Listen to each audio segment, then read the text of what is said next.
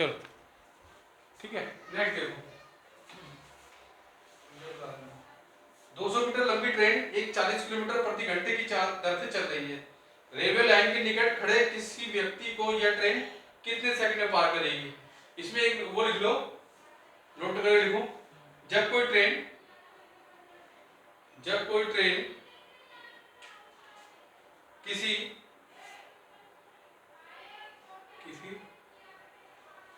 Telephone booth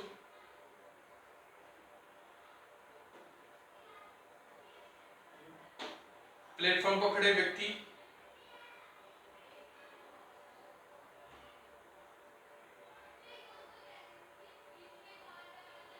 आदि को पार करती है तो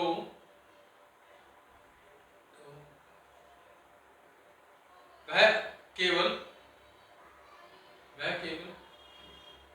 अपनी दूरी तय करती है।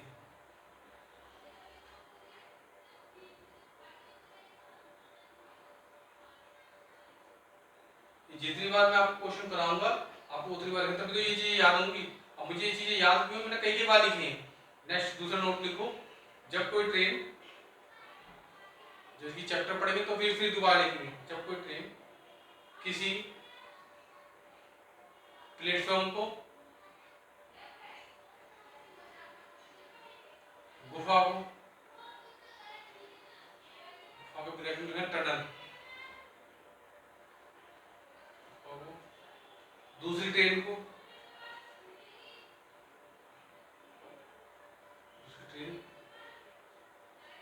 आदि को पार करती है तो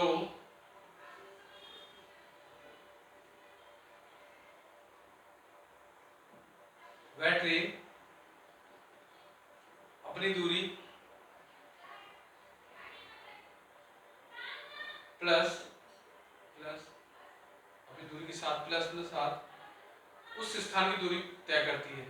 जैसे ब्रैकेट में लेना, उस स्थान के ब्रैकेट में लेना, प्लेटफॉर्म, गुफा, टनल, इस तरह से ये सब लिख लेना, उसकी दूरी तय करती है।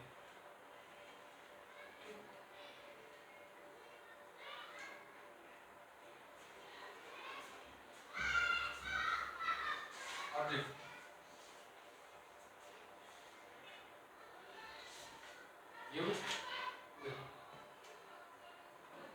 200 मीटर लंबी एक ट्रेन 40 किलोमीटर प्रति घंटे की चाल से चल रही है। रेलवे लाइन के निकट खड़े किसी व्यक्ति को यह ट्रेन कितने सेकंड में पार करेगी? ठीक है, 20 मीटर लंबी ट्रेन है, एक ट्रेन 40 किलोमीटर प्रति घंटे की चाल से चल रही है। रेलवे लाइन के निकट खड़े किसी व्यक्ति को यह ट्रेन कितने सेकंड में पार करेगी? आपको बताइए, जब किसी ट्रेन किसी व्यक्ति को पार करेगी केवल अपनी दूरी तय करती है। ठीक है, यानी कि स्पीड बराबर डिस्टेंस अपॉन टाइम। स्पीड कितनी? 40 किलोमीटर प्रति घंटा। और मीटर देखो ये 40 किलोमीटर प्रति घंटा है।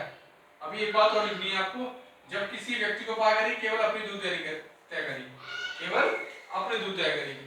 दूसरी बात देखो, ये है मीटर में और यहाँ बराबर है, तो यहाँ पे इसके बराबर करना पड़ेगा। किलोमीटर प्रति घंटा बड़ा होता है, मीटर पर सेकंड क्या होता है? कम होता है, छोटा। ठीक है, तो हम इसको छोटा बनाना पड़ेगा या फिर इसको बड़ा बनाना पड़ेगा। तो हम इसको छोटा बना लेते हैं, इजी है। और कभी भी किलोमीटर प्रति घंटे को मीटर पर सेकंड में बदलना हो तो 5/18 से गुणा करते हैं। ठीक है, 5/18 तो जाट काट दे, 4 बजे 20, 4 बजे 20 200 कट गया ऊपर। तो टी के सामने वाली वैल्यू बताया ना, और टी के सामने 18, टी के सामने 18 सेकंड।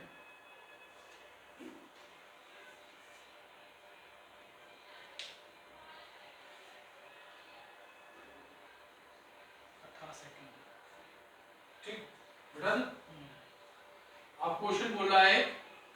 नेक्स्ट क्वेश्चन देखो, नेक्स्ट क्वेश्चन में बोल रहा है दो त्रिभुज देखें, दो त्रिभुजों के क्षेत्रफलों का अनुपात, जो त्रिभुजों के क्षेत्रफलों का अनुपात 4:3 है, तो इनकी ऊंचाइयों का अनुपात 3:4 है।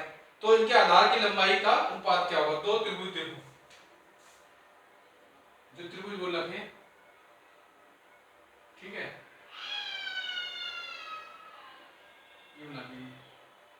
ये आपको दे दिया उन्होंने क्षेत्रफलों का अनुपात दे दिया 4:3।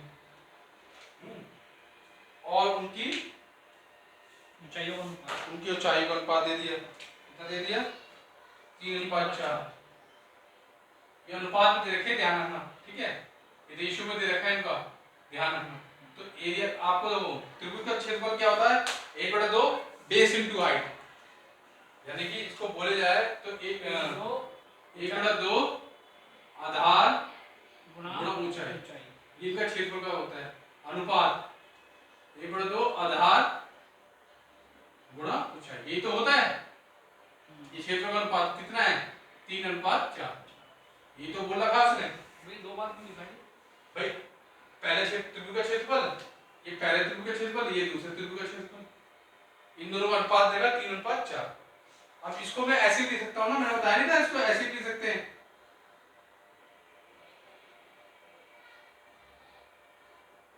जिससे काटने में आसानी बहुत अच्छा लगेगा क्वेश्चन करने में। 3/4 इससे ये कट तो जाएगा ही, और हमारा तो आधार कितना है, आधार तो निकालना ही है, यानी ये तो मान लो b1 और इसको क्या कहेंगे b2। समझ में आया ना क्यों कहा मैंने, क्योंकि आधार 1 मतलब बेस 1 बेस 2, ऊंचाई 1 ऊंचाई 2, ठीक है।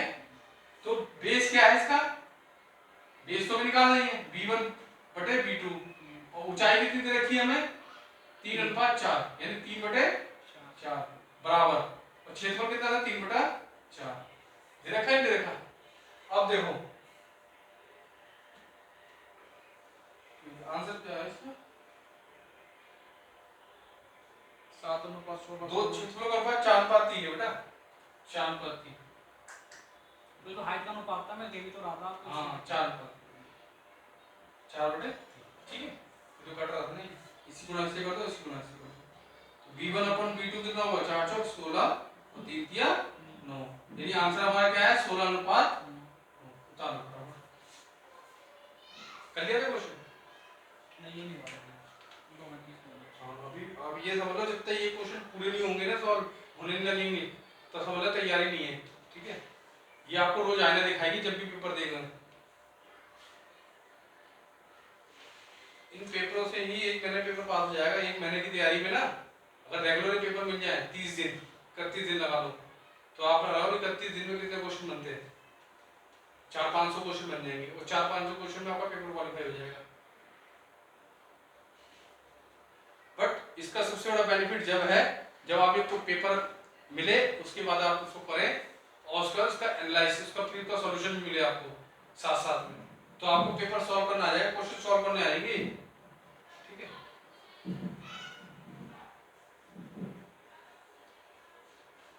थोड़ा जल्दी करें कि अभी टाइम पर भी स्टार्ट करते हैं। ये 2/4 पे क्या लिखा है,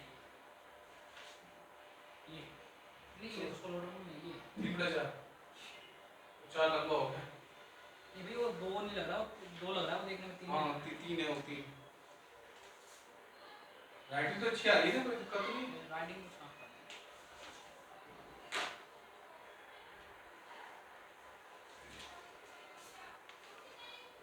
ये तो समझ में आ गया। वो नेक्स्ट इसको अब तक ये मेरा निकला था,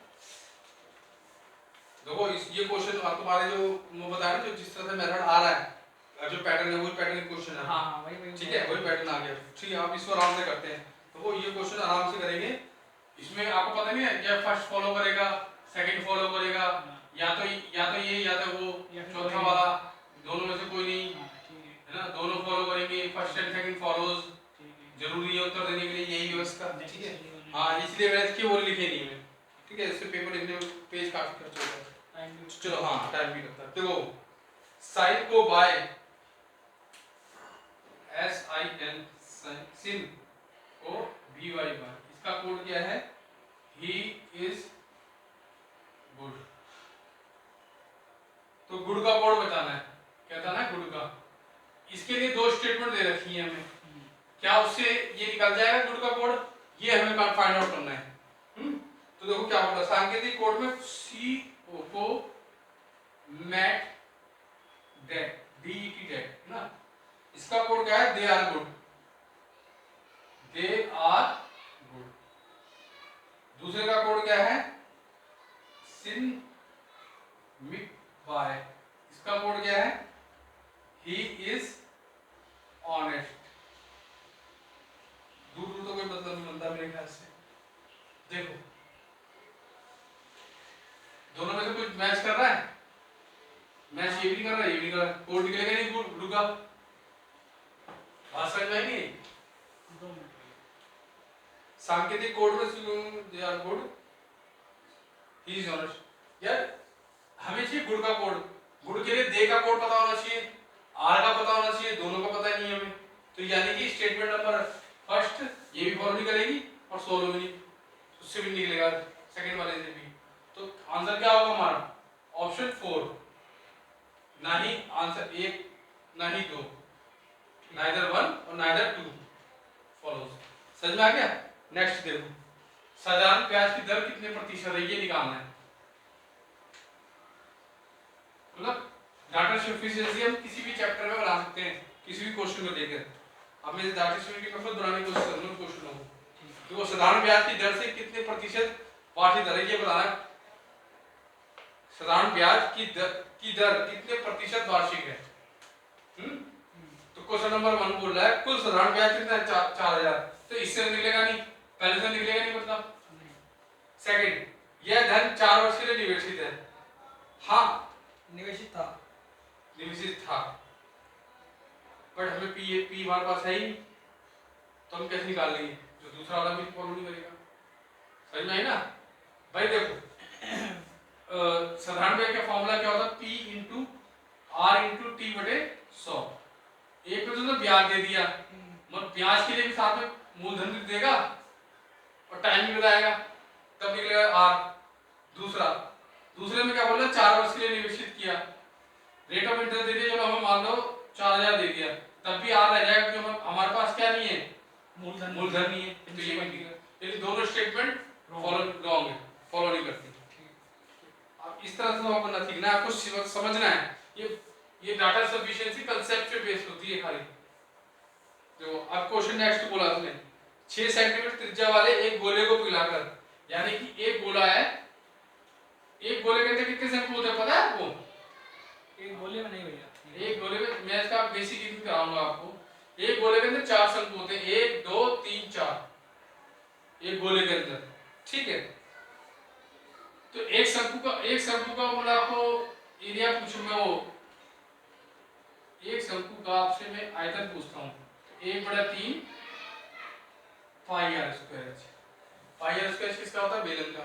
बेलन के आयतन का 1/3 होता है शंकु का। एकदम बेसिक पढ़ाऊंगा तो पूरा तुम्हें छिन्नक में बाल्टी गाल्टी सब करा दूंगा, ठीक है। जैसे चीजें में बहुत आते हैं क्वेश्चन उसके, प्रिज्म पिरामिड ये सिर्फ तो 1/3 है ये। अब इसको क्या बोल दिया, हाँ 6 सेंटीमीटर त्रिज्या गोले को पिघलाकर, यानी कि ये गोला है, गोले का आयतन क्या होता है 4/3 pi R square, pi R cube, क्योंकि इसमें h होता ही नहीं है, इसका h ही r होता है, h बराबर r, तो पाई आर स्क्वायर h होता है, मतलब h यहाँ पे r होता है, तो ये r की क्यूब हो जाता है, ठीक है। अच्छा इसका आयतन होता है और इसका क्षेत्रफल क्या होता है, 2 पाई आर। नहीं क्षेत्रफल तो कुछ और होता है, 4 पाई आर स्क्वायर, 4 पाई आर, हाँ 4 पाई आर स्क्वायर, एक पाई है ना, देखो यार मैं बेसिक में वहां पहुंच जाऊंगा, कोई नहीं भैया, बात करेंगे, हाँ नेक्स्ट टाइप करेंगे, हाँ नेक्स्ट टाइप। तो 4/3 पाई आर क्यूब ये हो गया। इसको जब किसी को पिघलाकर, जब किसी एक आकृति को पिघलाकर दूसरी आकृति बनाई जाती है, तो दोनों का आयतन जो होता है बराबर होता है, वॉल्यूम। समझ में आ गया? जब किसी एक आकृति को पिघलाकर दूसरी आकृति बनाई जाती है, तो दोनों का आयतन क्या होता है, बराबर होता है। इसको कॉपी में लिख भी लिया करो, नोट भी कर लिया करो, तभी तो ये चीजें याद रहेंगी, ठीक। इसमें आकृति भी इसका वो लगता है, जैसे कि आपको पता है कभी हम अभी आप देखोगे कि एक पॉट होगा बेलन का आकार का, उसमें कुछ पत्थर डाले जाते हैं, तो पानी का लेवल उठ जाता है, ठीक है। तो ऊंचाई पूछता कितनी है, तो आयतन के बराबर होती है वो, ठीक है। तो 4/3 pi R cube 1/3 pi R square H, ये दोनों क्या होंगी, दोनों के आयतन क्या होंगे, बराबर होंगे। समझ में आ गई बात? तो मैं इसमें 3 से 3 काटूं नीचे से नीचे, इधर देखो क्वेश्चन देखो, 3 से 3 काट देता हूं, खत्म कहानी, पाई से पाई कट जाएगा। ठीक है भैया। ठीक है, अब क्या बोला एक उसने? आर बचेगा, आर स्क्वायर। अब इसने बोला कि 6 सेंटीमीटर बेलन का आयतन गोले का आयतन के बराबर। देखो पहले क्वेश्चन में हमारा ये सब समाप्त हो गया भाई, ये दोनों बराबर हुए, ये जरूरी है तो बता ही दिया मैंने। नेक्स्ट, बेलन के आधार का क्षेत्रफल दे रखा है उन्होंने, मैंने अभी इसको लगाया, गलत लगाया, अभी उसको ऐसे रहने दो। तो इसी से निकल जाएगा पहले वाले से भाई, गोले का आयतन और बेलन का आयतन बराबर है, हमने कर दिया। अब इसको दिखा के देखते हैं, 4 और इसका आयतन कितना है गोले का 6, 6 की त्रिज्या आर है ना, आर कितनी है 6 सेंटीमीटर तो है। और बट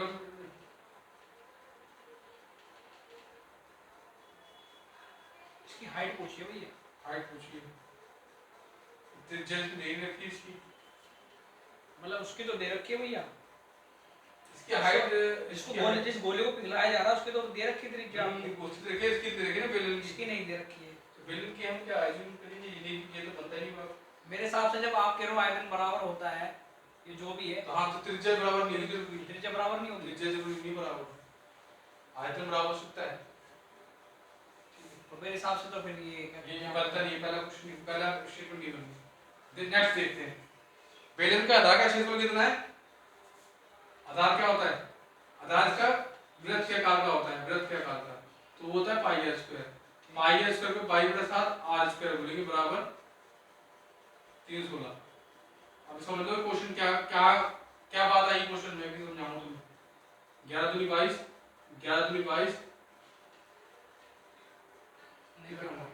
काटते हैं इसे आराम से, 2 एकन 2, 2 एकन 2, 2 एकन 0, 2 अट्ठे 16, यानी आर स्क्वायर बराबर 108 गुणा 7 बटे 11, ये तो बनेगा।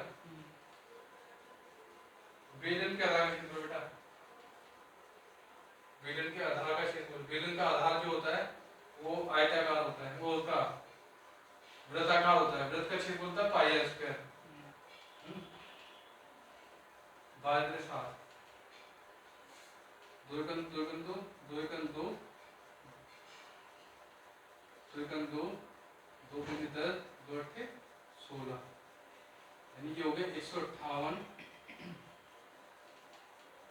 इसमें तो यार का पॉइंट में आएगा आंसर। हाँ, लेकिन वो इसको उत्तर क्या दे रखा है इसमें? देखो 7 बटे 11, 11 इसके अंडर में रहेगा, वो इससे आर का मान आ जाएगा, आर की वैल्यू आएगी, ठीक है, आर की वैल्यू ये आ जाएगी 158 गुणा 7, ये आर स्क्वायर है, हमने अंडर रूट ले लिया, तो ये इसका आर आएगा। इसको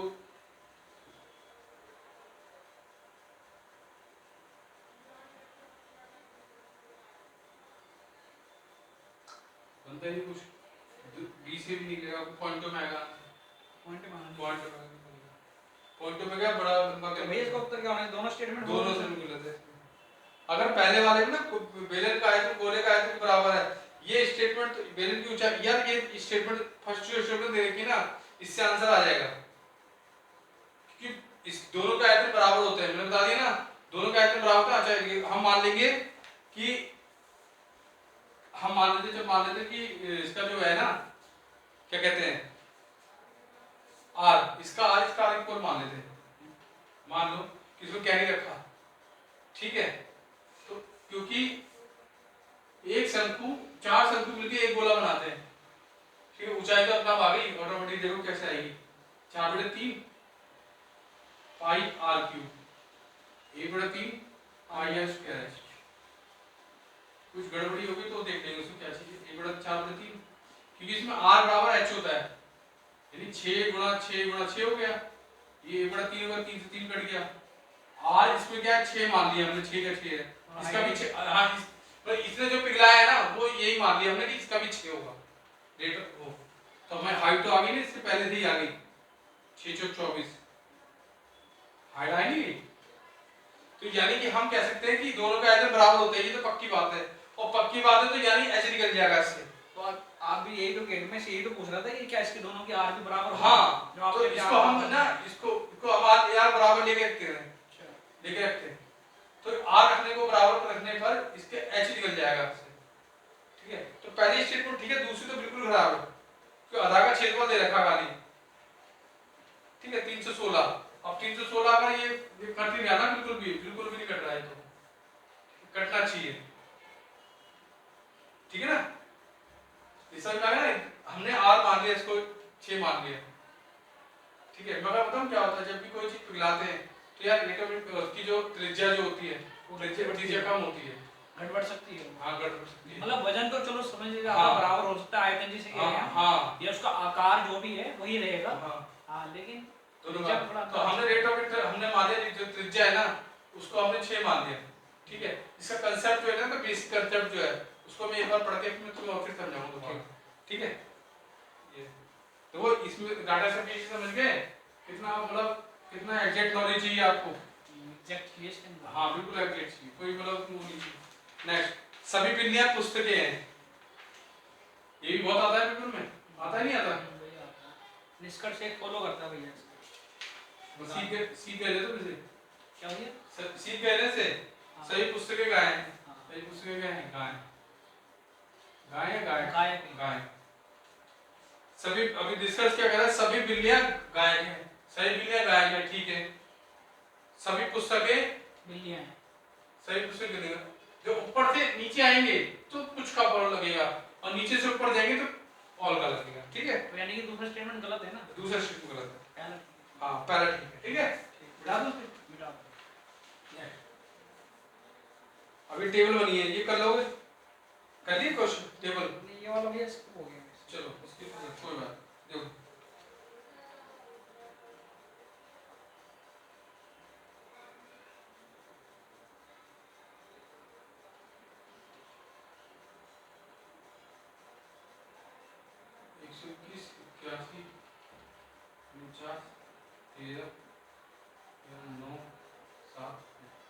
अब बोल रहा है कि देखो जो इसमें बोल रहा है 11 का स्क्वायर क्या होता है 121, 11 का स्क्वायर है, ठीक है। 9 का स्क्वायर, 7 का स्क्वायर, 9 का दे रखा है। देखो अब देखो इसमें क्वेश्चन देखो, ये दे रखा 9 का, ये 9 का दे रखा है, ये 7 का दे रखा है, 13 का लगा। 13 का क्या होता है, 13 का स्क्वायर क्या होता है 6.9, 1.169। 13 का स्क्वायर 169। ये स्क्वायर रूट याद होनी चाहिए, ये तो इसमें बहुत जरूरी है, ठीक। बता दो नेक्स्ट, नेक्स्ट कर दिया, कर दिए। कौन सा भैया? ये Next वाला one. नहीं, ये है 31, ज्यादा छोटा तो नहीं था हमने, 34, 32, 9,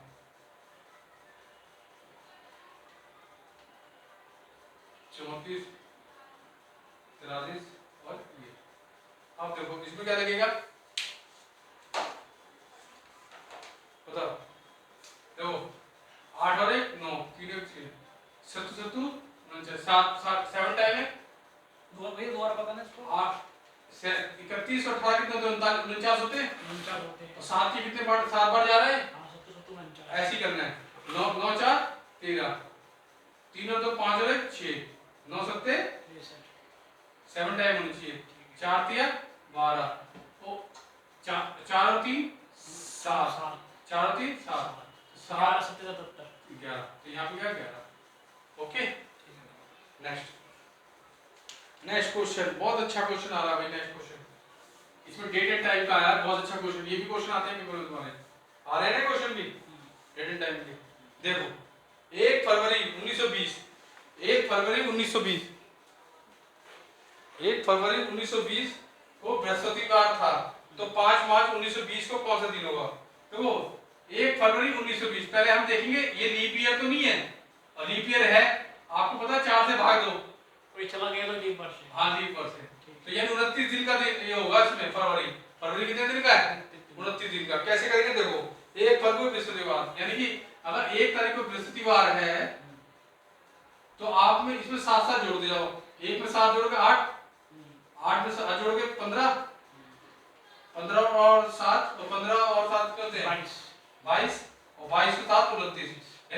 29 तारीख को भी क्या होगा, बृहस्पतिवार होगा। क्या होगा, 29 तारीख को क्या होगा, बृहस्पतिवार। कंफर्म हो गया। अब 29 का सीधे 1 तारीख आ जाएगी, फिर 2, फिर 3, फिर 4, और फिर 5, यानी 29 को बृहस्पतिवार, तो 1 को कितना क्या होगा, मंगलवार। शुक्रवार। 5 को मंगलवार होगा ना। हाँ वो सुन लो। फिर क्या होगा, शनिवार, फिर रविवार, फिर सोमवार, और फिर क्या होगा, सही आ गया आंसर, सही था। 19 सवाल बढ़िया था। और क्या कहते हैं, हाँ ठीक है। ठीक है, नेक्स्ट भैया इसको उतार में दिया करो भैया। है। उतार में तो दिया करो। अच्छा आप कह रहे थे ना, ठीक है हो गया क्वेश्चन। नहीं मैं उसको उतार लेता, मतलब समझ में तो आ गया, मैं उसको उतार रहा। चलो कोई नहीं, छोड़ दीजिए, नेक्स्ट क्वेश्चन देखते हैं। यदि किसी महीने का, ये माह का कि तीसरा दिन सोमवार है, देखो माह का तीसरा दिन 3 तारीख वाला सोमवार, ठीक, तो निम्नलिखित में उस माह से 21वें वे दिन से 5वां दिन कौन सा होगा। भैया निकाल लिया मैंने, कब तक बुधवार था। बुधवार है, फिर भी कराऊंगा। गलत है सर, देखते हैं बुधवार ही होता है। तीसरा दिन है, तीसरा दिन क्या है, सोमवार है ना, और तीसरा दिन है, तो 3 और 7 10, 10 7 17, 17 और 7 24, 24 होगा। 24 तारीख को हमारा क्या होगा, सोमवार। हाँ 24 को सोमवार, और 21 से 5वां दिन कह रहा है ये। और 17, हाँ यहाँ भी सोमवार होगा, 17 18 19 20 और 21 है, ये मान सकते हैं ना। तो सोमवार 17, 1 2 3 4 5, पांचवें दिन क्यों बोल रहा है, सोमवार 1 19 21 से 5 बजे। हाँ 21, अच्छा 21 से 5वें दिन, हाँ 21 26 होगा ना। हाँ 21 22 23 24 25 और 26, 5 दिन।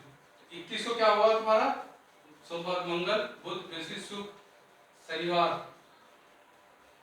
इतवार सोमवार मंगल बुध बुधवार। वेरी गुड, क्वेश्चन हो गया ये, हाँ ऐसे ही निकाला मैंने। ठीक है, समझ में आ गया।